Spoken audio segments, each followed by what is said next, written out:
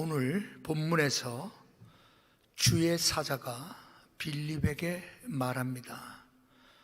일어나 남쪽으로 향하여 예루살렘에서 가사로 내려가는 길까지 가라. 그 길을 가라. 근데 그 길이 광야라는 겁니다. 자, 오늘 우리가 흔히 세상을 광야 같은 세상 이렇게 비유합니다. 광야 같은 세상. 황량하고 쓸쓸하고 의지할 것도 없고 너무나 힘들고 괴롭고 이런 모든 것들이 다 포함되는 그러한 단어가 광야라는 단어일 겁니다. 하나님께서는 주의 사자를 통해서 빌립에게 광야로 내려가라라고 말씀합니다. 근데 우리가 알다시피 복음의 핍박을 피하여 빌립 집사는 사마리아 땅으로 와서 그곳에서 복음을 전했습니다. 그리고 그가 전하는 복음의 역사로 말미암아 이 사마리아 성이 난리가 났습니다. 그것은 성경에서 큰 기쁨이 있더라라는 표현처럼 그 난리는 기쁨의 난리였습니다. 예루살렘에서 온 한 사람이 사마리아라고 하는 그 성 전체를 뒤흔들어 버렸습니다. 주님이 함께한 한 사람이 우상에 매여 있고 세상 정욕에 매여 있었던 그 땅을 완전히 뒤집어 놨습니다. 하나님께서는 빌립 집사에게 은혜를 베푸셔서 그가 전하는 복음의 말뿐만 아니라 그에게서 나타났던 표적과 기사와 이적을 통하여 더러운 귀신이 크게 소리를 지르고 떠나가는 일들이 일어났었고 많은 중풍병자와 못 걷던 자들이 걷게 되어지는 일이 일어나니 그 성이 난리가 날 수밖에 없었죠. 수많은 사람들이 빌립을 따라다녔고 수많은 사람들에게 세례를 베풀고 놀라운 영적 부흥이 막 불타게 일어나는 그때에 하나님께서는 빌립에게 말씀하십니다. 광야로 내려가라라고 말씀합니다. 우리가 결과론적으로 보면 하나님께서 광야의 길로 내려가시게 하신 이유가 에디오피아 간닥의 여왕의 국고를 맡은 그 내시 이사야 성경을 읽고 있었던 그 사람을 만나게 하기 위함이다라고 우리는 결과론적으로는 알고 있어요. 그런데 당시 빌립의 입장이라면 지금 한창 사마리아 성에서 큰 부흥을 일으키고 수많은 사람에게 복음을 증거하는 효과적인 사역을 감당하고 있는 그때 그것을 멈추게 하시고 사람 한 사람 발견하기 어려운 사람의 흔적조차 발견하기 어려운 광야로 내려가게 하신단 말이에요. 자, 우리가 생각해 볼 때 상식적이지 않는 거죠. 합리적이지 않는다. 요즘 자주 듣는 실용적이지 않다 이 말이에요. 그렇죠? 여러분 쓸모에 맞는 것이 실용이란 말이에요. 야, 이거 참 실용적이야. 지금 빌립에게 있어서는 사마리아에서 일어나고 있는 부흥의 불길을 더 불타오르게 하는 게 더 실용적일 것 같은데 하나님께서는 광야로 가라고 말씀하십니다. 오늘은 우리가 이 모습을 보면서 하나님은 다 이유가 있으시죠.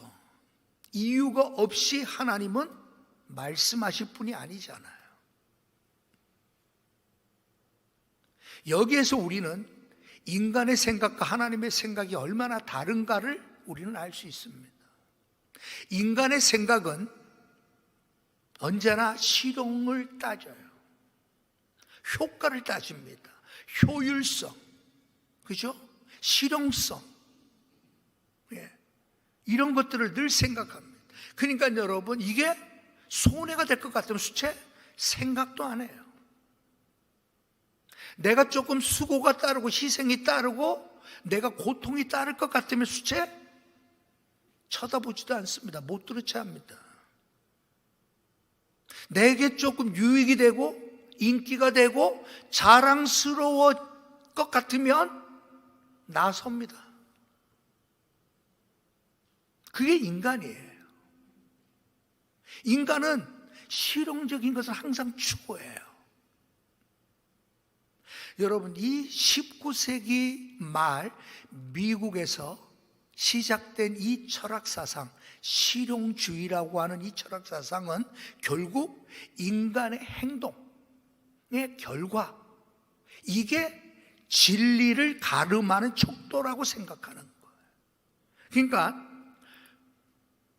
조금 어려운 표현이지만 독일의 관념론에 대항해서 시작된 철학사상이 실용주의예요. 배경은 진화론적인 배경에서 출발합니다. 절대신, 절대 진리 인정하지 않아요. 진리는 항상 변한다. 어떻게 행동하느냐에 따라 진리는 항상 변한다고 생각하는 거예요. 그러니까 그들에게 있어서 형이상학적이고 관념적인 이러한 생각 소용없는 겁니다. 어떻게 행동하느냐, 그 행동의 결과가 무엇으로 나타났느냐가 그게 진리고 그게 선이다라고 생각하는 거예요. 여러분, 그러다 보면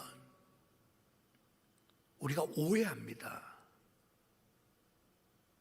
우리가 실용적인 거 좋아요. 당연하죠. 쓸모없는 것 여러분 우리 안 사잖아요. 물건 쓸모 있는 것 실용이란 말이에요. 여러분 그거 추구하는 건 당연해요. 그런데 우리 기독교인들은 실용적인 것만을 추구하다 보면 어떻게 될까요? 교회도 실용적인 것만 따라가게 되겠죠. 쉽게 얘기해서 세상 사람들은 유익된 것, 돈 되는 것, 내 이익 되는 거 따라가요.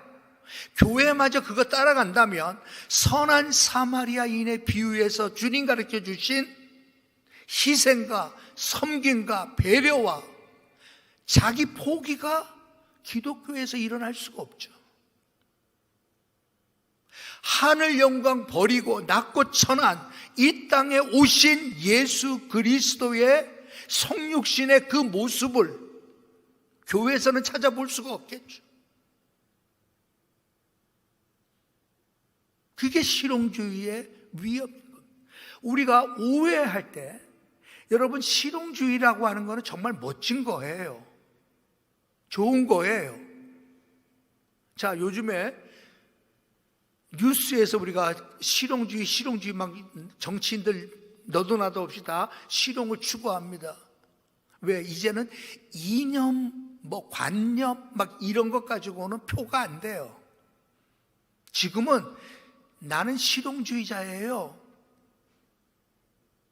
요게 여러분 표가 된다고 생각하기 때문에 너나 할 것 없이 실용을 강조하고 있습니다. 그러면 대표적으로 실용의 대표적인 실용주의자 하면 정치인으로 말한다면 16년 동안 독일을 이끌었던 여성 총리 있었잖아요. 그렇죠? 이 여성 총리였던 앙겔라 마르켈이라고 하는 이 16년 동안 4번 역임을 했어요. 그만큼 인정받은 거죠. 그녀를 실용주의자라고 전 세계는 인정합니다. 근데 그 실용이 어떤 실용이냐고 하면 이런 겁니다.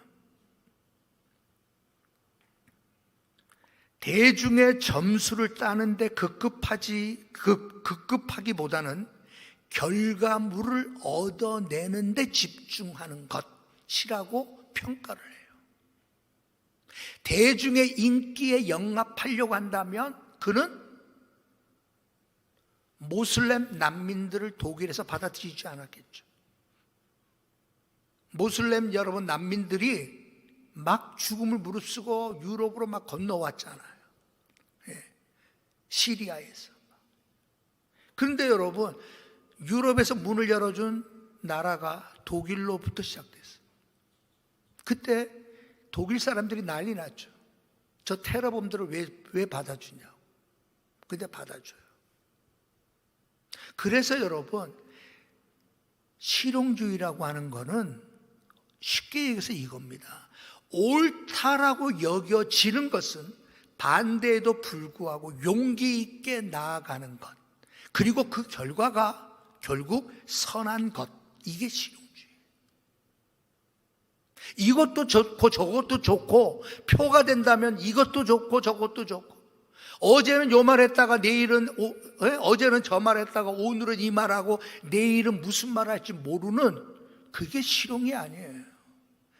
실용주의라고 하는 거는 선한 의도가 중요한 게 아니라 선한 결과물이 나올 수 있는 일에 집중하는 거예요.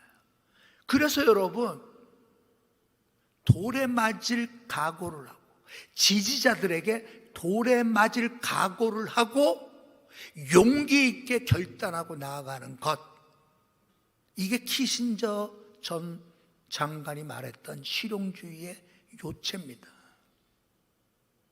그러니까 여러분, 실용주의라고 하는 거는 그걸 말하는데 우리는 오해를 하는 거예요. 어저께는 저 말하고 오늘은 이 말하고 내일은 무슨 말할지 몰라. 그래서 여러분, 사람마다 다 무섭다 그러잖아요. 무섭다고. 이게 정치인이에요. 여러분, 교회가 정치를 닮으면 어떻게 될까요? 그죠? 세상 사람들이 말하는 멋진 그냥 실용주의, 얼마나 멋져요. 우리는 그거를 여러분 추구해야 되는데, 잘못된 실용주의를 얘기하는, 이건 기회주의지, 편리주의고 자기중심주의고, 쉽게 얘기해서 여러분, 자기 멋대로가 실용이라고 여러분 포장만 한다 이 말이에요. 저는 광야로 내려가라라고 하는 이 말씀을 묵상하면서, 하나님께서는 여러분, 세상 사람들이 볼 때 이건 실용이 아닌데 하나님은 가라는 거예요. 왜? 하나님은 그런 분이기 때문에 그래요. 하나님은 여러분, 장사해서 이익을 남기듯이 세상을 다스리는 분이 아니에요. 그분은 자기 아들을 십자가에서 죽기까지 하늘의 영광을 버리고 이 땅에 낮고 천한 곳에, 이 땅에 오게 하셨던 그분은 실용주의자가 아니다 이 말이에요.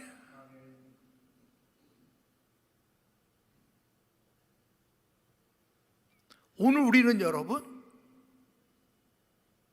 이 하나님의 모습을 우리는 배워야 됩니다. 편리하고 이익되고 자기 인기 되어지는 곳만 가려고 하면 안 된다 이 말입니다. 하나님께서 자기 아들을 낳고 천한 곳에 보내셨듯이, 광야와 같은 곳으로 보내셨듯이, 우리도 그와 같이 사는 게 그리스도인의 삶이라고 하는 것을 우리는 배워야 됩니다.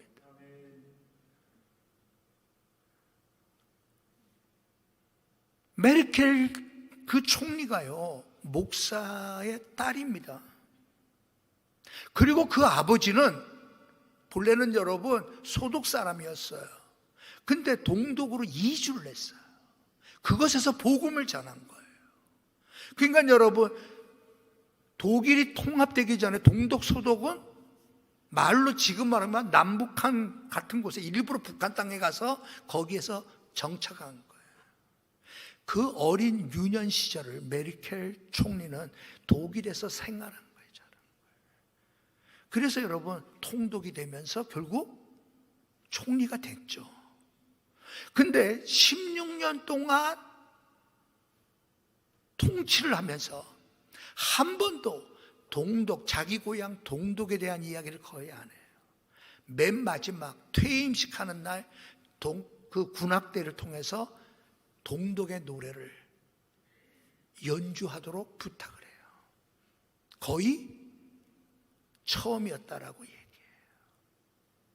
여러분, 이게 실용주의입니다. 그는 여성이기 때문에 여성만을 위한 정책에 신경 쓴 게 아니에요.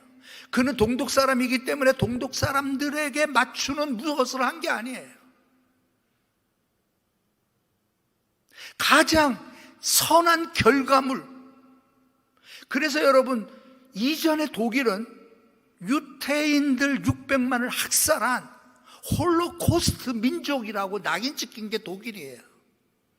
16년 동안 이 여인이 행한 이 일로 인해서 지금은 독일이 세계에서 도덕적인 국가라고 인정받는 나라로 바뀌어졌어요. 여러분, 이렇게 행하는 이 결과가 나온 게 실용주의예요.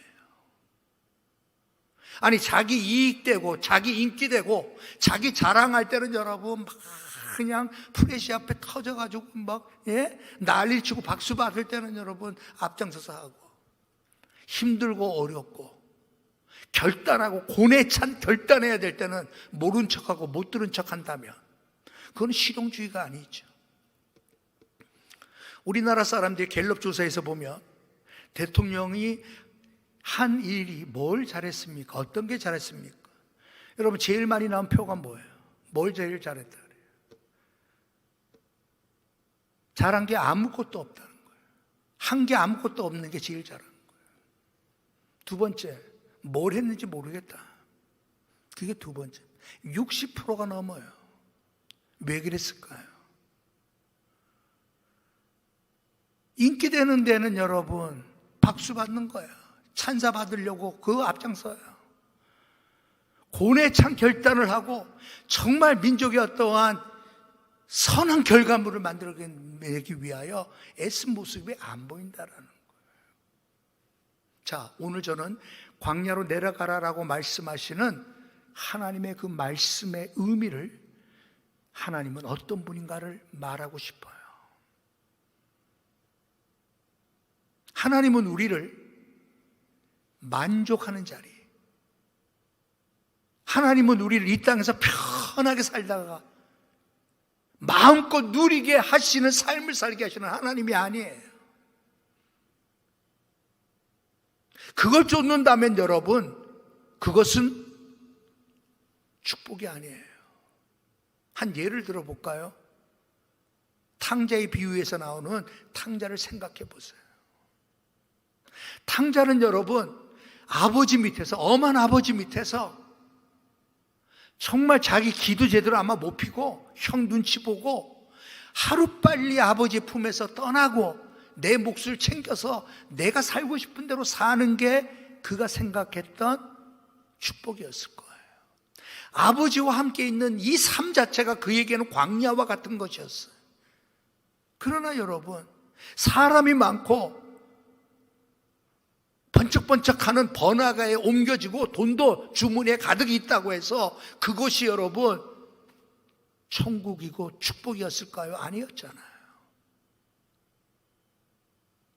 사람이 많다고 해서 광야가 아닌 게 아니다 이 말이에요. 내 주머니에 돈이 많다고 해서 여러분 내 삶이 광야가 아닌 게 아니라 말이에요. 하나님이 내 안에 계시지 않는 곳이, 그것이 여러분 진짜 광야죠. 내 삶이 광야와 같이 어렵고 힘든 상황에 놓여 있는 성도들의 이야기를 저는 여러분 듣잖아요. 얼마나 힘들까? 얼마나 기도하고 있을까? 여러분, 광야와 같은 삶이라 할지라도 내 안에 하나님이 계시면 그곳은 광야가 아니잖아요. 뭐 청담동에 어느 아파트 지금 짓고 있는데 350억이래요. 350억.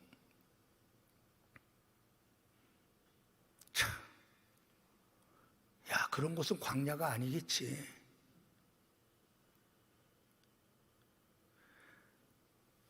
초가 삼간이라 할지라도 하나님 모시고 사는 그곳은 천국이지 광야가 아닙니다. 수백억짜리 하는 의리아리라는 응접실에 자가용을 놓고 살아가는 350억짜리라 할지라도 하나님이 없으면 그곳은 광야죠. 그죠? 우리는 그렇게 생각하죠. 그런데 하나님께서는 빌립을 광야로 내려가게 하신 이유가 있잖아요. 내시를 만나게 하기 위함이에요. 왜 그랬을까요? 자, 우리 한글 성경에는 막바로 주의 사자가 빌립에게 말하여 이렇게 시작돼요.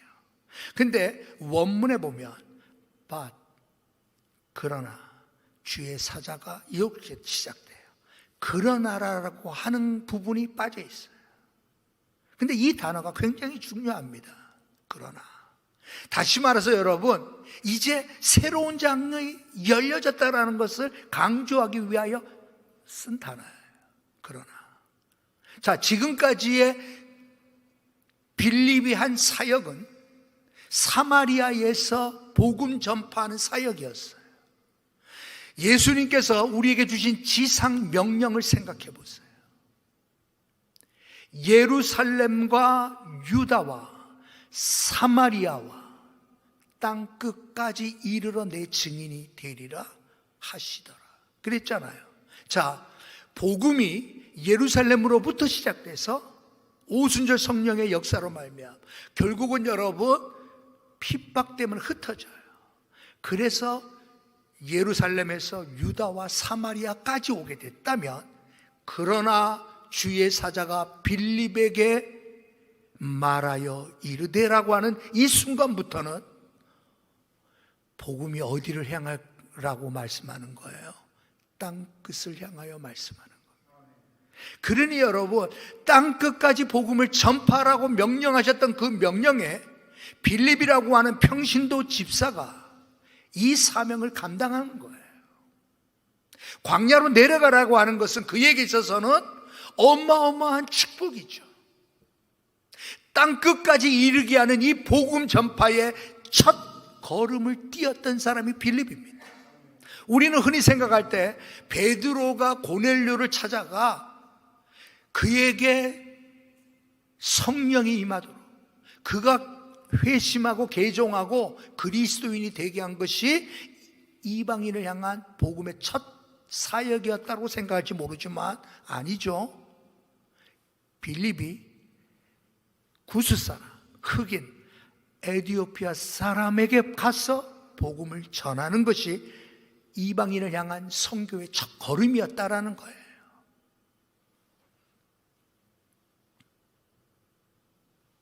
하나님께서 우리의 삶을 광야로 이끄시는 때는 이유가 다 있는 겁니다. 그죠? 광야 같은 세상, 저도 이렇게 흥얼거리는 복음성가 가운데 하나가 참 좋으신 주님이라는 그런 그 복음성가 있잖아요. 그 마지막이 이렇게 끝나죠. 광야 같은 세상 주만 의지하며 주의 인도하심 날 강건케 하심, 주의 사랑 안에 살게 하소서. 주만 의지하리 영원토록 이라고 하는 참 좋으신 주님, 그 노래를 가끔 회상해봐요. 왜 하나님께서는 광야 같은 세상으로 우리를 이끄실까요? 빌립을 이끄셨던 하나님께서 오늘 우리들의 삶에도 마찬가지로 광야로 이끄심이 없다면 우리는 진짜 그리스도인이 아직 안 된 거예요. 하나님께서는 여러분 사도 바울을 쓰시기 위하여 아라비아 광야에서 3년 동안 광야에 홀로 있게 하셨잖아요. 하나님께서는 모세를 사용하기 위하여 모세를 미디안 광야에서 40년간 홀로 있게 하셨잖아요. 왜요? 그것은 하나님 만나기에 너무 좋은 장소예요. 광야는 하나님을 의지하지 않고는 살 수 없는 곳이 광야예요. 하나님이 우리를 광야로 이끄시는 데는 이유가 있어요. 주만 의지하리 영원토록, 이 고백이 일어나도록. 광야에서 여러분 우리는 뭘 경험할까요? 다른 거 없어요. 광야에서는 일상이 기적인 것을 깨닫게 되어져.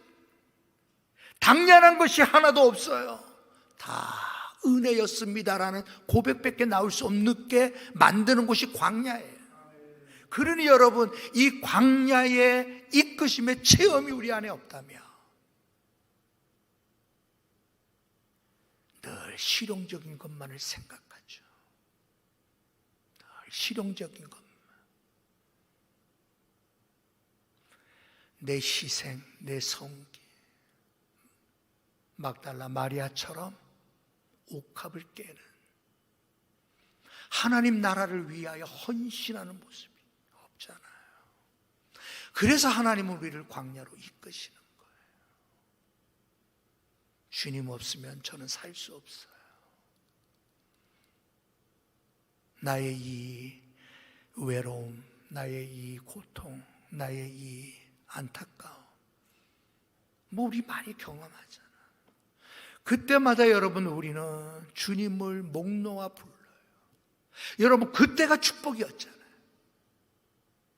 그때가 축복이었지. 목 놓아 울며 불며 기도하던 그때가 나의 인생의 가장 큰 축복이었지. 기름지고 여러분 빛과 번쩍한 곳에서 살고 먹는다고 그것이 우리의 축복이 아니잖아요.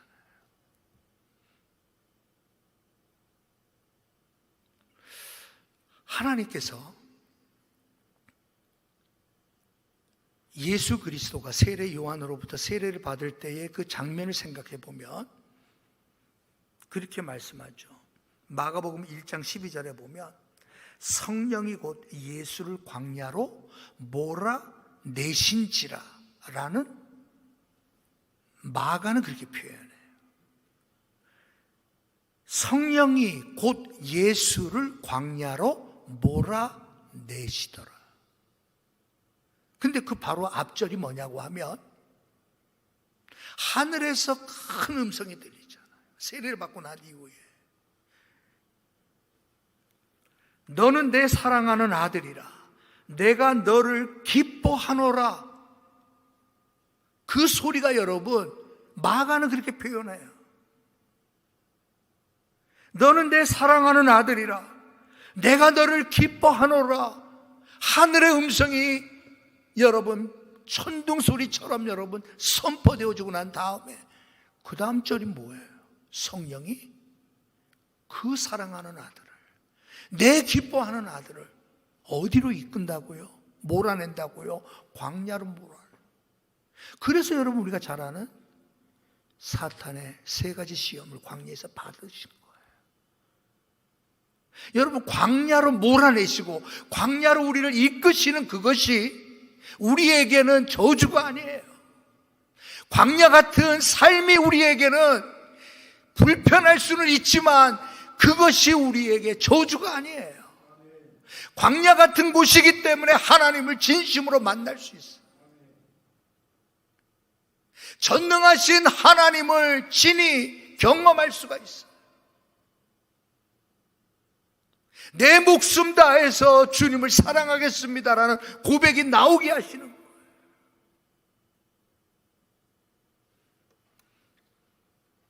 그래서 여러분 우리가 생각하는 광야, 사람들이 볼 때는 아유 저런 데서 어떻게 살아, 저 힘들게. 근데 여러분 정말 광야 같은 곳이라도 하나님 마음에 모시고 살며 찬송이 나오죠. 감사가 나오죠. 앞서 말씀드렸던 것처럼 일상의 모든 것들이 우연이 아니라 그 하나하나가 다 하나님의 은혜였음을 깨닫게 만들고, 내 존재가 어떤 존재인 줄 알게 만들고, 하나님의 은혜 없이는 살 수 없는 존재임을 알게 만들고, 영원토록 주님만 의지하게 하겠노라고 하는 결단이 일어나게 하는 곳이 어디예요? 광야예요. 그러니 하나님께서 광야로 이끄시는 거죠. 빌립에게 있어서 이 광야는 땅끝까지 이르게 복음을 전파하는 그 첫걸음을 띄게 하셨던 그 광야의 길이었다며, 예수님께서 사랑하는 아들, 내 기뻐하는 아들을 광야로 몰아내셨던 것은 사탄의 시험에서부터 말씀으로 승리하심을 경험하게 하기 위함이었잖아요. 오늘 우리에게 하나님은 광야로, 우리의 삶을 광야와 같은 삶으로 몰아내실 때도 있어요. 그때 여러분, 우리 할 수 있는 일은 바싹 엎드려 기도할 수밖에 없었잖아요. 우리가 다 경험해 봤잖아요. 눈물 콧물 나오도록 여러분 회개하며 기도할 수밖에 없게 만들잖아요. 그러니 얼마나 축복된 곳이에요, 그곳이.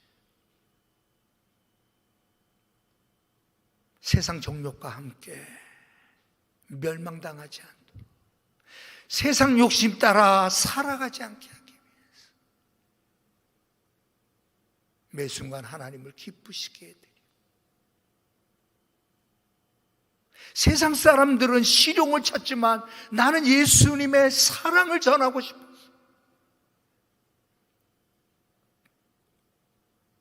오늘도 여러분 이 내시가 읽고 있었던 이사야서를 생각해 보세요.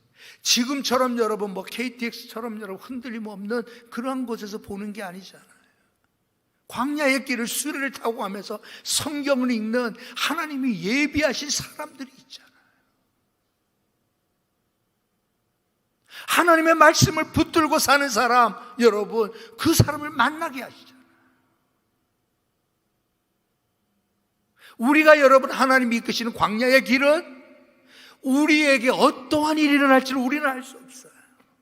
그러나 하나님께서 만나게 하시는 사건과 일들을 통하여 하나님을 기쁘시게 해드리는 일들이 우리의 삶에 만나지게 될 거예요. 저는 이 탈북해 오신 여자 목사님이 계신데, 나중에 목사가 됐어요, 탈북자. 근데 이분이 물질로 뭘로 탈북자들에게 진정한 정말 그들의 필요한 것이 그게 아님을 알게 돼. 자기가 경험해 봤으니까. 그래서 이분이 뭐라는가 하면, 그래, 탈북해서 오신 분들을 도와주는 것은 성경 말씀을 읽게 하는 거다. 그래서 1년 동안 함께 숙식을 하며 성경을 읽는데 암송을 겸해서 성경을 100번을 읽게 만들더라. 그니 안 변할 리가 없죠. 빌립은 여러분 성경을 읽고 있는 그 사람을 만날 줄을 누가 알았겠어요? 사람 한 명 만나는 것도 여러분 쉽지 아니하는 광야예요. 아니, 사람 만나는 것만 해도 너무 반가운데 가서 보니 성경을 읽고 있는 사람이었다고 생각해 보세요. 하나님이 우리를 광야로 이끄실 때 이유 없이 이끄지 않습니다. 반드시 하나님을 기쁘시게 하는 선한 결과를 가져오게 하시기 위하여 우리를 광야로 이끌어 가죠. 우리에게 이제 뭐가 남았죠? 그 하나님의 말씀이 우리의 귀에 들려지는, 광야로 내려가라라고 말씀하시는 성령의 음성이 내 영혼 속에 들려질 수 있는 자가 되어야 될 줄로 믿습니다. 그래야 여러분 가라 하실 때 우리는 가는 거예요. 빌립은 여러분 가라고 하시는 주님의 음성은 들었지 그가 가는 곳에 무슨 일이 일어날 줄을 알지 못했어요. 그러나 광야로 내려가란 말에 순종하며 갔을 때 이 놀라운 일들이 일어났던 거예요. 우리는 여러분 결과를 몰라요. 우리는 내일을 알 수 없어요.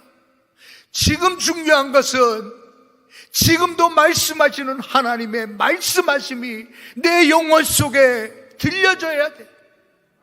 지금도 나를 향하여 말씀하시는 하나님의 말씀이 내 영혼의 귀 속에 들려져야 돼.